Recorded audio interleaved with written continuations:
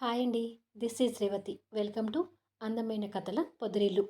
మంచి మనసులు episode number 47 వినిపించబోతున్నాను. Vamsi చేతిలో కొన్ని డాక్యుమెంట్స్ పేపర్స్ పట్టుకొని మాలినీదేవి ఇంటికి చేరుకుంటాడు. ముందుగా వంశీకి భిక్షు ఎదురై, ఏంటి ఇలా వచ్చావు అంటూ నిర్లక్ష్యంగా అడుగుతాడు భిక్షు. నేను మాలినీదేవి గారిని కలవాలి అంటాడు వంశీ. భిక్షు వంశీ చేతిలో ఉన్న డాక్యుమెంట్స్ని చూస్తూ, మేడం పైన ఉన్నారు, చెప్పి వస్తాను అని భిక్షు పైకి వెళ్తాడు. మరి కొద్దిసేపటికి మాలినీదేవి పైనుంచి మెట్లు దిగుతూ వంశీని కోపంగా చూస్తూ వచ్చి, భార్యతో ఊరి ప్రయాణాలు పూర్తయ్యాయా? ఇంతకీ ఆ అమాయకురాలు ఎలా ఉంది? నేను కొట్టించిన కరెంట్ షాక్ నుంచి కోలుకున్నదా లేదా అని అడుగుతుంది. వంశీ కోపంగా చూస్తూ, ఎందుకు ఇలా చేస్తున్నారు?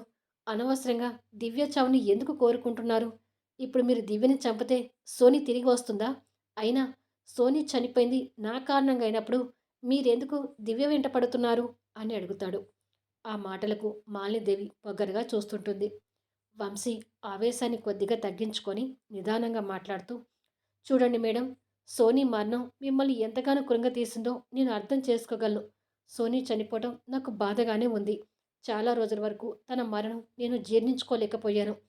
సోనీ ఓ ఫ్రెండ్గా నా జీవితంలో ఎప్పటికీ గుర్తుండిపోతుంది. నేను అనేవాడిని లేకపోతే మీకు మీ కూతురు దూరం కాకుండా ఉండేది. నా వల్ల మీ జీవితంలో కోలుకోలేని నష్టం జరిగిందని తెలుసు. నేను ఏం చేసినా ఆ నష్టాన్ని తీర్చలేనని కూడా నాకు తెలుసు. నేను సంతోషంగా ఉండకూడదని నన్ను బాధలకి కష్టాలకి గురి చేయాలని చూస్తున్నారు. ఆ రకంగా మీ పగ కాస్తైనా చల్లారుతుందంటే నేను ఆ కష్టాలు బాధలు పడటానికి సిద్ధంగా ఉన్నాను. కానీ ఒక్క నా భార్యని బాధ పెట్టడం తప్ప. నా ముందు ఎన్ని సమస్యలు సృష్టించినా పర్వాలేదు, నేను మౌనంగా భరిస్తాను అంటూ అక్కడ ఉన్న టీపాయ్ మీద చేతిలో ఉన్న డాక్యుమెంట్స్ పెడుతూ, ఇవి నా మొత్తం ఆస్తి తాలూకు డాక్యుమెంట్స్. ఈ పేపర్స్ మీద మీరు ఒక్క సైన్ చేస్తే చాలు, టోటల్ నేను నా ఆస్తులు పోగొట్టుకొని నడి రోడ్డు మీద ఉంటాను. ఇది సరిపోదంటే నా కాలో చెయ్యో కన్నో మీ ఇష్టం. నా బాడీలో ఏ పార్ట్ కావాలన్నా తీసుకోండి. కానీ నా ప్రాణం తప్ప. నా ప్రాణం కూడా నా భార్య కోసమే అడుగుతున్నాను. నేను చనిపోతే నా దివ్య ఒంటరిదైపోతుంది. తనకి నేను తప్ప ఎవరూ లేరు. తన కోసమైనా నేను ప్రాణాలతో ఉండాలి. మీకు నా మీదున్న పగ ప్రతీకారం చల్లారటానికి నా ప్రాణాలు తప్ప మీకు ఏం కావాలో చెప్పండి అని అడుగుతాడు.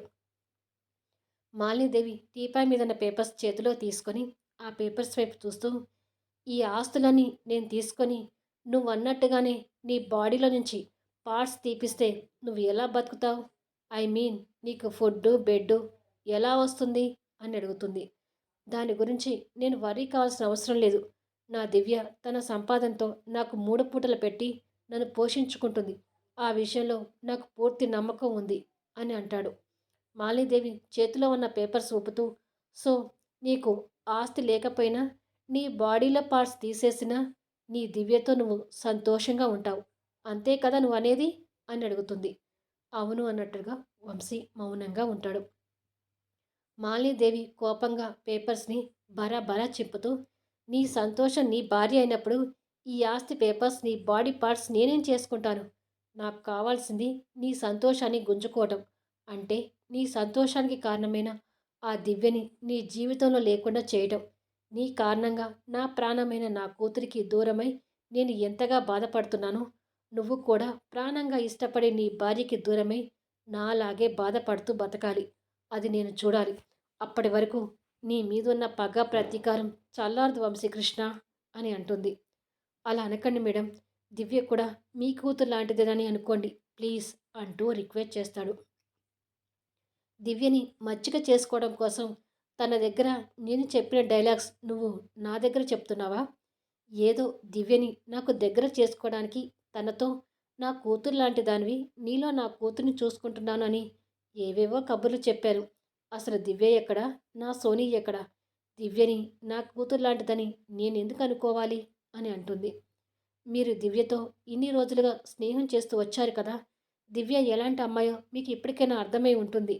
నన్ను చూసి కాకపోయినా కనీసం దివ్యని చూసైనా దివ్యని ప్రాణాలతో వదిలేయండి ప్లీజ్ అని అంటాడు.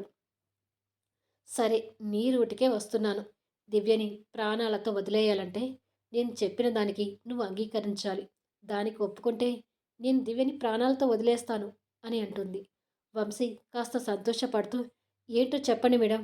దివ్య ప్రాణాలతో ఉంటుందంటే నేను ఏం చేయడానికైనా సిద్ధమే అంటాడు. ఇది చెప్పే ముందు నీకు మరో విషయం చెప్పాలి. అదేమిటంటే ఇప్పటి వరకు నేను ఆడిన 2 ఆటలలో నువ్వు గెలిచావని చెప్పాను కదా! నువ్వు గెలవలేదు. నేనే నిన్ను గెలిపించాను అని అంటుంది.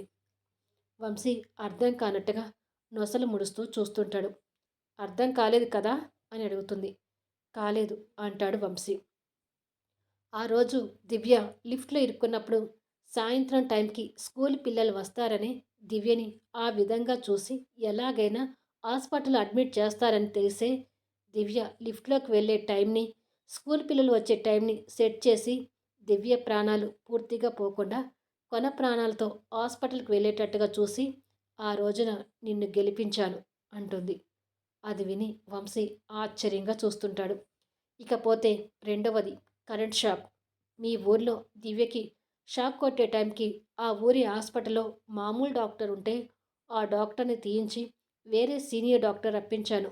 దివ్యకి మంచి ట్రీట్మెంట్ అందేలా చూసి తన ప్రాణాలతో బయటపడేటట్టుగా చేసి రెండవసారి కూడా నిన్ను గెలిపించాను. ఈ రెండుసార్లు కూడా దివ్యని నేనే ప్రాణాపాయ స్థితికి తీసుకొచ్చి తిరిగి నేనే దివ్యని ప్రాణాలతో కాపాడాను. దివ్యని ప్రాణాలతో కాపాడవద్దని నేను అనుకొని ఉంటే దివ్య లిఫ్ట్లో ఇరుక్కున్న రోజే చనిపోయేది. ఇలా ఎందుకు చేశానో తెలుసా? ఆటను అంత తొందరగా ముగించటం ఇష్టం లేక. ఆటను తొందరగా ముగిస్తే నీతో ఆడుకునే ఛాన్స్ మళ్ళీ రాదు కదా!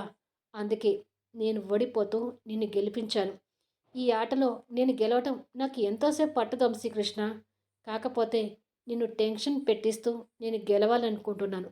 అందుకే దివ్య ఇంకా ప్రాణాలతో మిగిలి ఉంది. ఇప్పుడు ఇది నీకెందుకు చెప్తున్నాను తెలుసా?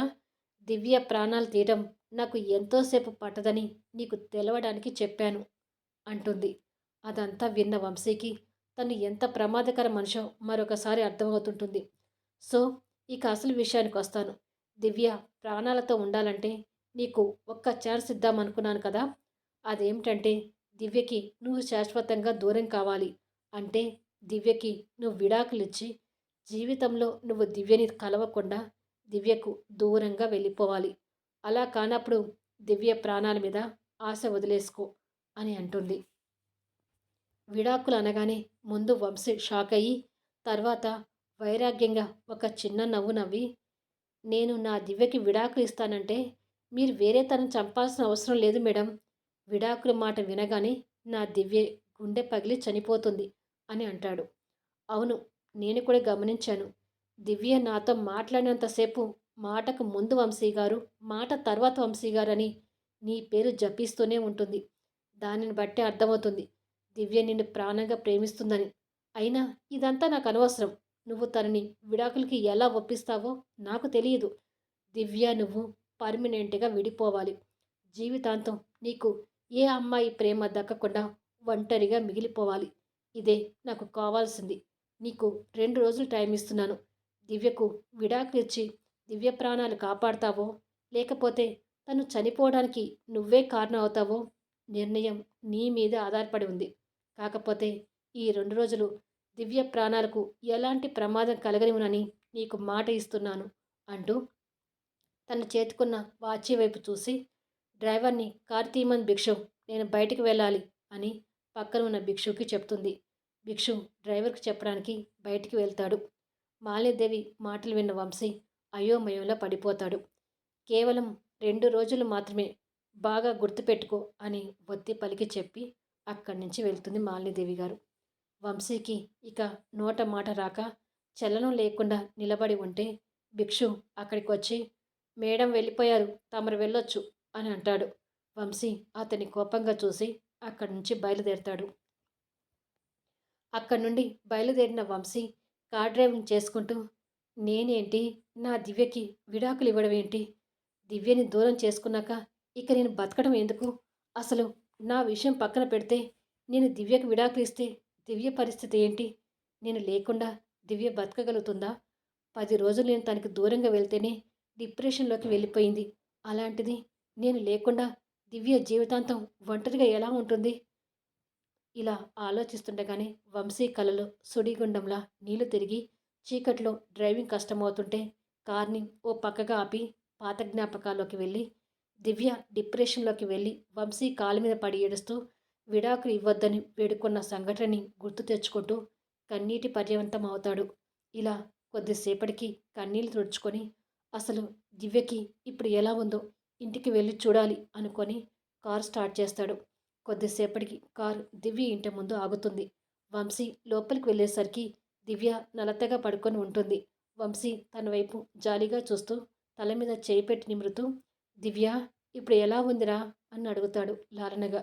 దివ్య నిదానంగా కళ్ళు తెరిచి వంశీని చూస్తూ కాస్త పర్వాలేదు వంశీ గారు, కాకపోతే షాక్ వల్ల అనుకుంటాను, బాడీ అంతా పెయిన్గా అనిపిస్తుంది, పైగా జర్నీ చేసిన అలసట కూడా ఉంది అని అంటుంది. జ్వరం ఏమైనా ఉందేమో అని వంశీ దివ్య నుదురు పట్టుకొని చూస్తూ హాస్పిటల్కి వెళ్దామా అని అడుగుతాడు. వద్దులే వంశీ గారు, టాబ్లెట్స్ వేసుకున్నాను కదా, తగ్గిపోతుంది అని అంటుంది. ఇప్పుడే వస్తాను ఉండు అని వంశీ అక్కడి నుంచి వెళ్ళి కొద్దిసేపటికి జ్యూస్ గ్లాస్తో వచ్చి కొంచెం లేచి ఈ జ్యూస్ తాగు, అలసట తగ్గిపోతుంది అంటాడు. దివ్య లేచి బెడ్ కానుకొని కూర్చుంటుంది.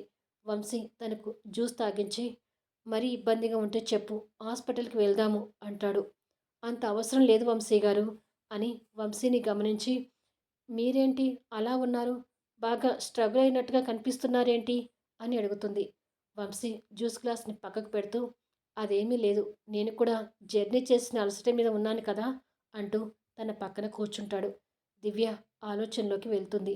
అది గమనించిన వంశీ ఏం ఆలోచిస్తున్నావు దివ్య అని అడుగుతాడు. దివ్య వంశీ భుజం మీద వాలి ఈ మధ్య నాకెందుకు ఇలా జరుగుతుంది, ఆ రోజు లిఫ్ట్లో ఇరుక్కోవడం, ఇప్పుడు షాక్ కొట్టడం, ఇవి తలుచుకుంటేనే భయంగా ఉంది అని అంటుంది. వంశీకి ఏం చెప్పాలో అర్థం కాక మౌనంగా ఉండి ఇదంతా ఆ మాలినీదేవి కుట్రని, నిన్ను నన్ను దూరం చేయాలని చూస్తుందని నీకు చెప్పలేకపోతున్నాను దివ్య అని మనసులో బాధగా అనుకొని ఇవన్నీ ఆలోచించుకొని మనసు పాడు చేసుకోకు, ఇప్పటికే చాలా టైం అయింది, నువ్వు పడుకో అని అంటాడు. దివ్య పడుకుంటూ మీరు డిన్నర్ చేశారా అని అడుగుతుంది. వంశీ తనకి బ్లాంకెట్ కప్పుతూ చేశాను అని అంటాడు. దివ్య బాధపడుతూ మీరు ఇంట్లో ఉన్నప్పుడైనా వంట చేసి భోజనం పెట్టలేకపోతున్నాను అంటుంది. నా గురించి ఏమీ ఆలోచించకు, నీకేమైనా తినాలనిపిస్తే చెప్పు, వేడిగా ఏదైనా చేసి పెడతాను అంటాడు. ఇప్పుడు నాకు ఏమీ వద్దు వంశీ గారు, జ్యూస్ తాగాను కదా, అది సరిపోతుంది అంటుంది. ఇలా మాట్లాడుతూ కొద్దిసేపటికి దివ్య నిద్రపోతుంది. వంశీ మాత్రం దివ్య పక్కన కూర్చొని మాలినీదేవి మాటలు గుర్తు తెచ్చుకుంటూ ఉంటాడు. తెల్లవారుజామున టైం 4 అవుతుంది. దివ్య ఒక్కసారిగా ఉలిక్కిపడి లేచి కూర్చొని భయపడుతుంటుంది. పక్కన వంశీ నిద్రపోతుంటాడు. వంశీని లేపబోయి తిరిగి మళ్ళీ వద్దు అనుకుని గోడ గడియారం వైపు చూసి తెల్లవారుజామున ఇలాంటి కల వచ్చిందేంటి అని అనుకొని బెడ్ మీద నుంచి లేస్తుంది. కొద్దిసేపటికి దివ్య హాల్లో సోఫాలో కూర్చొని తాగిన కాఫీ కప్పుని పక్కకి పెట్టి వచ్చిన కల గురించి ఆలోచిస్తూ ఉంటుంది. ఈలోపు వంశీ కూడా మేలుకొని పక్కన దివ్య కనిపించకపోయేసరికి గోడ గడియారంలో 5 కావడం చూసి దివ్య తొందరగా లేచినట్టుంది అనుకుంటూ బయటకు వచ్చేసరికి తను దిగులుగా కూర్చొని కనిపిస్తుంటుంది. వంశీ తన పక్కకు వచ్చి కూర్చుంటూ ఏంటి దివ్య అలా ఉన్నావు అని అడుగుతాడు. ఉండండి కాఫీ తీసుకొస్తాను అని లేవబోతుంటే వంశీ తనని ఆపుతూ కాఫీ తర్వాత తాగుతాను కానీ ముందు నువ్వెందుకు అలా ఉన్నావో చెప్పు, బాడీ పెయిన్స్ ఇంకా ఇబ్బంది పెడుతున్నాయా అని అడుగుతాడు. అదేమీ లేదు వంశీ గారు, కానీ మనసులో ఏదో భయం పట్టుకుంది, నిద్రలో వచ్చిన కల నన్ను కంగారు పెడుతుంది అని అంటుంది.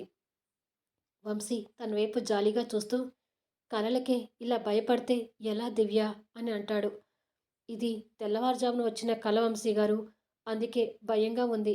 నేనేదో ఎడారిలో ఒంటరిగా ఉన్నానంట, చుట్టూ ఎవరూ కనిపించడం లేదు, మొత్తం శూన్యంగా ఉంది, చివరికి మీరు కూడా నాకు కనిపించడం లేదు, మీకోసం వెతుకుతున్నానంట, అలా వెతుక్కుంటూ మీకోసం ఎక్కడికే వెళ్తున్నానంట, ఈలోపే మేలుకోవ వచ్చింది, అసలు అలాంటి కళ ఎందుకు వచ్చిందో అర్థం కావడం లేదు, మీరు ఉండగా నేను ఎందుకు ఒంటరిదాన్ని అవుతాను అని అడుగుతుంది.